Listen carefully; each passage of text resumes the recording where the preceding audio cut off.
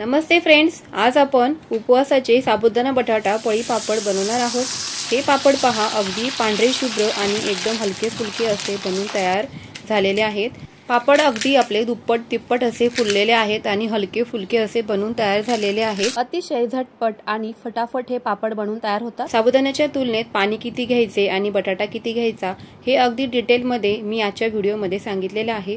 विशेष म्हणजे कागदाला एकही थेंब तेलाचा न लावता किंवा तेलाचा जराही वापर न करता हे आजचे पापड मी बनवलेले आहेत। पहिल्या दिवशी घरातच हे फॅन खाली पापड वाळवल्यानंतर दुसऱ्या दिवशी त्याला छान असं कडकडीत उन्हामध्ये वाळवून घ्यायचे आहेत। अगदी कोणालाही जमतील इतके सोप्या पद्धतीने आजचे हे पापड आपण बनवलेले आहेत। रेसिपी अगदी साधी सोपीच असणार आहे, त्यामुळे तुम्हालाही नक्कीच आवडणार आहे। हे पापड अगदी पलटले सुद्धा जातात।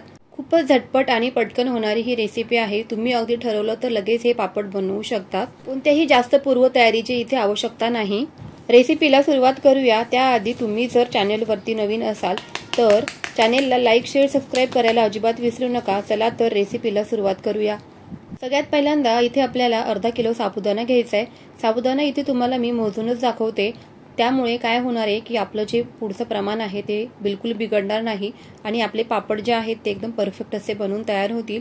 तुम्ही सुद्धा इथे अर्धा किलो साबुदाणा किराणा दुकानातून विकत आणायचा आहे।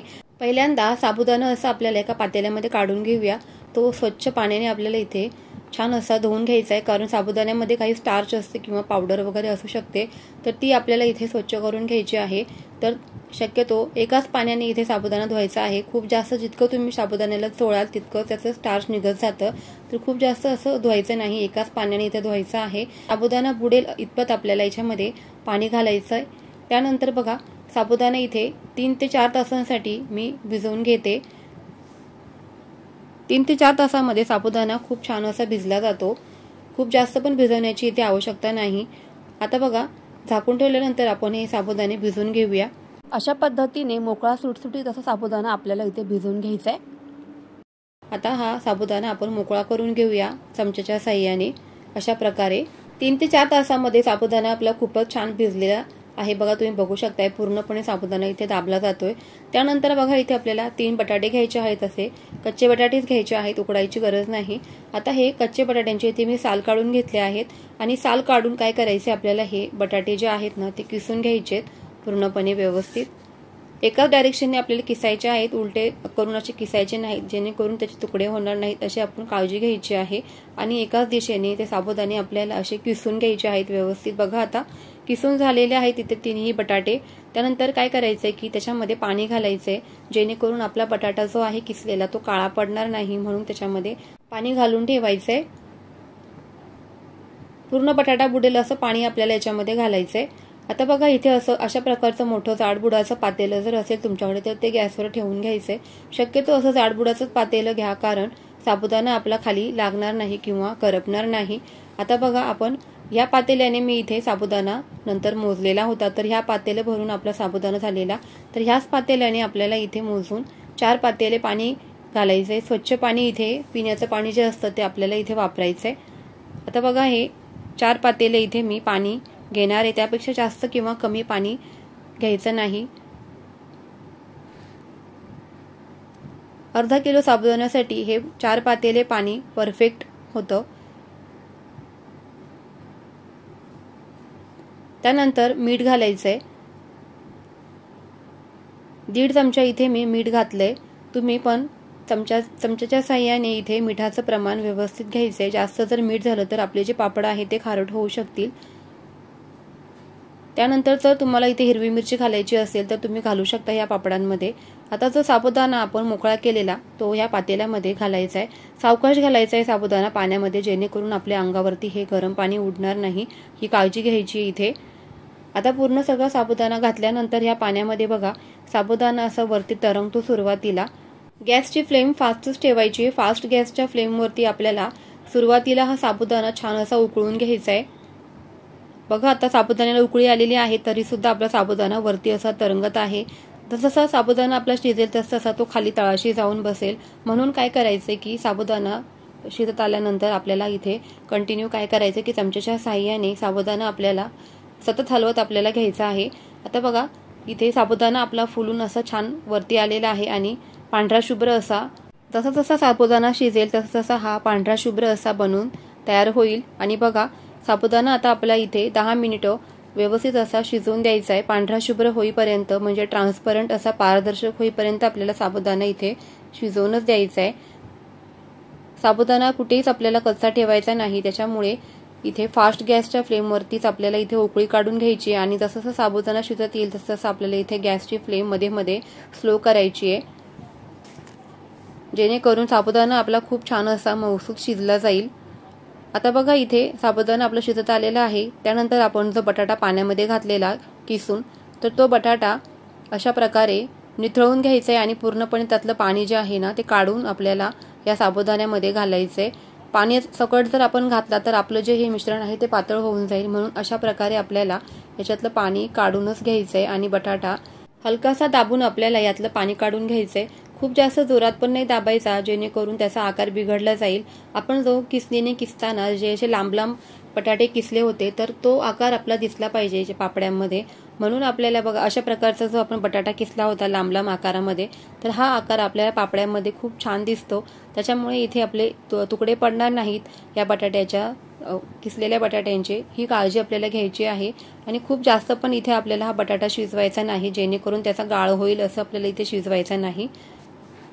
बटाटा इथे या पातेल्यामध्ये घातल्यानंतर बरोबर 10 मिनिटं इथे गॅस चालू ठेवायचा आहे, म्हणजे सुरुवातीला बटाटा घातल्यानंतर पाणी थंड होईल, म्हणजे हे मिश्रण जे आहे ते पूर्ण आपलं थंड होईल, याला उकळी येणार नाही। तर सुरुवातीला गॅस फास्ट ठेवायचा आहे बटाटा घातल्यानंतर, आणि मग पुन्हा आपल्याला स्लो गॅसच्या फ्लेमवरती आपल्याला 10 मिनिटे हा बटाटा पुढे शिजवून द्यायचा आहे व्यवस्थित। आपल्याला हे मिश्रण सतत आपल्याला हे ढवळून घ्यायचं आहे, जेणेकरून साबुदाणा आणि बटाटा जो आहे तो खाली लागणार नाही आणि करपणार नाही आपलं हे मिश्रण, याची काळजी घ्यायची आहे। असं जर झालं तर आपल्या पापडांचा रंग बदलू शकतो आणि मध्ये मध्ये असं कुठेतरी काळं काळं असं हे आपल्या पापड्यांमध्ये दिसेल। इथे आपल्याला ही काळजी घ्यायची आहे आणि आपल्याला सतत हे मिश्रण इथे ढवळूनच घ्यायचं आहे 10 मिनिटं। 10 मिनिटांनंतर बघा आपलं हे मिश्रण असं घट्ट होत जातं आणि मग आपण समजायचं आहे की आपलं हे मिश्रण व्यवस्थितपणे शिजलेलं आहे, खूप छान अशी उकळी पण आलेली आहे। आता आपण इथे गॅस बंद करायचा आहे आणि पुन्हा हे थोडंसं झाकून ठेवायचे 5-10 मिनिट। झाकून ठेवल्यानंतर आपल्याला हे जे मिश्रण आहे ते एका पातेल्यामध्ये पापड बनवण्यासाठी काढून घ्यायचे, जेणेकरून आपल्याला हे पापड बनवायला सोपं जाईल। कागदाला इथे बघा एकही थेंब मी तेलाचा लावलेला नाही, तरी सुद्धा आपले हे जे पळी पापड आहेत ना ते खूप छान असे बनून तयार होतात। बघा आता मी तुम्हाला इथे काही पापड बनवून दाखवते आणि खूप जास्त जाड पण नाही हे पातळ बनवायचे, मी दाखवते त्याप्रमाणे बघा पळीमध्ये थोडं थोडंसं मिश्रण घेत आपल्याला पळीच्या साह्याने असा आकार देत, गोलाकार आकार देत आपल्याला इथे हे पापड बनवून घ्यायचे। बघा किती पांढरे शुभ्र असे हे पापड बनवून तयार होतात। बटाटा पण त्यामध्ये खूप छान असा दिसतो तळल्यानंतर आणि चवीला सुद्धा हे पापड अगदी छान लागतात। हलके फुलके असे पापड हे बनवून तयार होतात। हे मिश्रण छान असं गरम आहे तोपर्यंतच आपल्याला इथे पापड घालून घ्यायचेत। थंड झाल्यावरती काय होईल की हे जे पापड आहेत ना ते जाडसर असे पडतील आणि जाडसर पापड झाले की ते काय होईल की सुकायला पण त्रास देईल आणि सुकल्यानंतर ते पापड असे जाड असे बनून तयार होतील।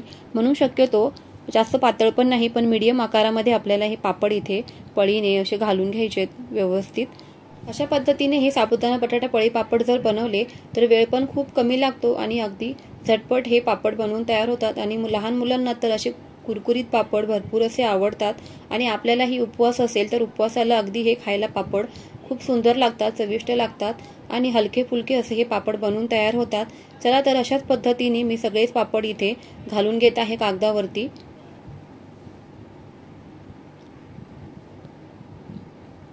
आता इथे बघा सगळेच पापड मी घालून घेतलेत। अर्धा किलोच्या साबुदाण्यामध्ये जवळजवळ इथे 170 ते 180 पापड असे बनवून तयार झालेले आहेत। खूप छान असे हे पापड बनवून तयार होतात। तुम्ही सुद्धा या उन्हाळ्यामध्ये असे पापड नक्कीच घरी बनवा। पहिल्या दिवशी बघा मी हे पापड गॅलरीमध्येच असे सुकवलेले आहेत आणि त्यानंतर संध्याकाळी माझ्या गॅलरीमध्ये थोडंसं ऊन येतं तर त्या उन्हामध्ये थोडे हे पापड छान असे वाळले आहेत आणि त्यानंतर बघा रात्री हे पापड मी अशा प्रकारे फॅन लावून फॅनच्याच हवेखाली अशा प्रकारे उलटून घेतलेले आहेत। तर हे पापड अगदी सहज उलटले जात आहेत, तुम्ही बघू शकताय। तेलाचा जराही इथे मी वापर केलेला नव्हता कागदाला, तरी सुद्धा हे पापड बघा किती छान असे उलटले जात आहेत। उलटल्यानंतर सकाळी काय करायचंय की छान असे उन्हामध्ये आपल्याला असे हे पापड सुकवून घ्यायचे आहेत। खूप छान असे पारदर्शक आपले पापड पांढरे शुभ्र असे बनून तयार झालेले आहेत। तुम्ही बघू शकता इथे दिसायला पण आपले हे पापड अगदी काचेसारखे दिसत आहेत। आता बघा इथे मी तुम्हाला काही पापड तळून दाखवते। तळताना सुद्धा तुम्ही साईज बघा, आपले पापड हे दुप्पट असे फुलतात आणि खायला सुद्धा अतिशय चविष्ट असे लागतात।